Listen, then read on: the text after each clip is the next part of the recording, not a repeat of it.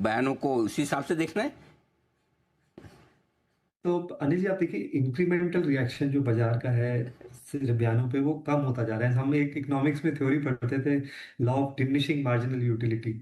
अगर खुला है, ट्रेड बंद है, फिर खुला है, फिर रीओपन है, तो थोड़ा वो है। बट आई थिंक एक जो चीज मार्केट डिस्काउंट करने की कोशिश कर रहा है, और मेरा ये मानना है ना जी, मार्केट यूजुअली सही होता है कि दोनों साइड्स चाहती हैं रेजोल्यूशन और डी एस्केलेशन।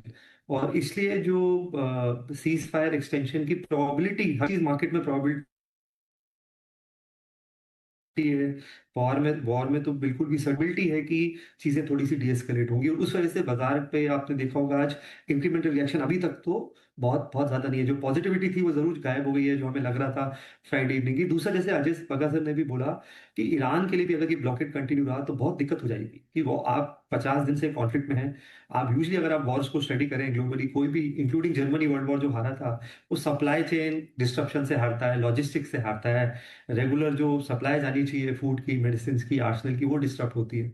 तो बहुत बड़ा डिस्ट्रप्शन है ईरान के एंड पे बहुत, क्योंकि इंटरनेट ब्लैकआउट है, बहुत सारी इंफॉर्मेशन हमें इंटरनल नहीं आती है।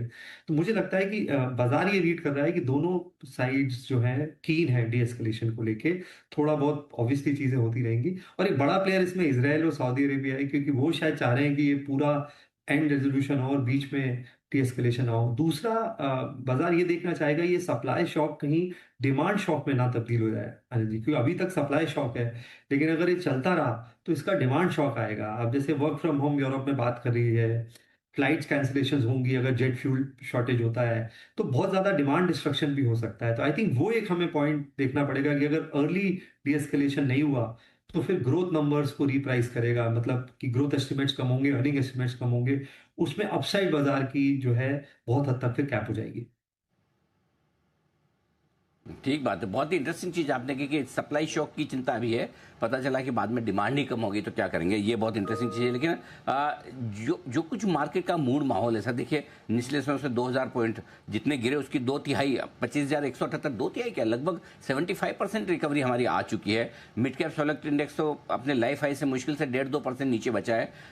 बाजारों का डायरेक्शन कैसा लग रहा है आपको, और किस तरह से इसे देखा जाए?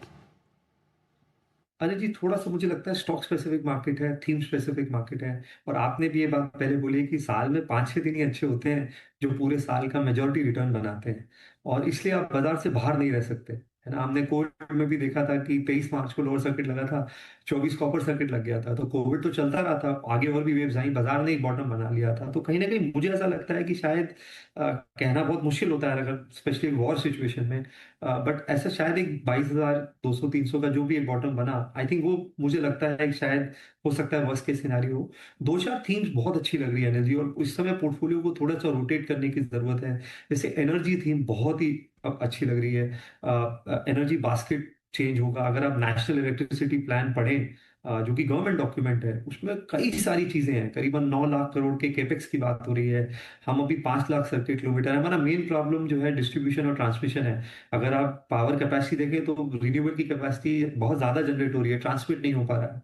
तो करीबन करीबन 1.5 सवा 1.5 लाख सर्किट किलोमीटर एक्सटेंशन की बात हो रही है ग्रिड लाइंस की। पावर ट्रांसफॉर्मर्स में बहुत बड़ी अपॉर्चुनिटी है। ईयू और यूरोप से एक्सपोर्ट ऑर्डर्स आ सकते हैं, क्योंकि जो डेटा सेंटर ने डिमांड है, रिन्यूएबल डिमांड है, वो करंट सप्लाई चेन पूरी नहीं कर सकता, तो भारत के लिए बहुत बड़ी अपॉर्चुनिटी है। एचपीडीसी स्टेशन अगर आप देखें, 32-33 गीगावाट की बात हो रही है। तो जो पूरा एनर्जी इक्विपमेंट स्पेस है, एनर्जी ग्रिड है, ये हमें बहुत अट्रैक्टिव लगता है, और इसमें बहुत अच्छी अच्छी अपॉर्चुनिटीज आ रही है। इनफैक्ट बहुत सारे शेयर्स ने नया हाई ऑलरेडी बना दिया है। अगर आप देखें जी वर्नोवा को, या टीडी पावर को, या बहुत सारी चीजों को। डिफेंस हमें बहुत अच्छा लग रहा है। आज जेन टेक्नोलॉजी फॉर एग्जांपल, आर्म्स का लाइसेंस मिला गवर्नमेंट से, जिससे वो कैनन बनाएंगे। तो आपको थोड़ा प्रोडक्ट वाइज जाना पड़ेगा कि एयर डिफेंस सिस्टम में कौन है, बैलिस्टिक मिसाइल्स में कौन है, ड्रोन्स में कौन है। और उस तरीके से मुझे लगता है यहाँ भी बहुत बड़ी अपॉर्चुनिटी है। बैंकिंग बहुत अच्छा लग रहा है, दोनों के नतीजे बहुत अच्छे थे। आईसीआईसीआई का थोड़ा सा मुझे लगता है बेहतर था, बाजार आई थिंक उस चीज को रिवॉर्ड कर रहा है। और एचडीएफसी आईसीआईसीआई ने कुछ किया नहीं है जी बहुत समय से। वैल्यूएशन अगर आप देखें तो 13, 14, 15 के अर्निंग मल्टीपल पे है, 2 सवा 2 की बुक वैल्यू पे है।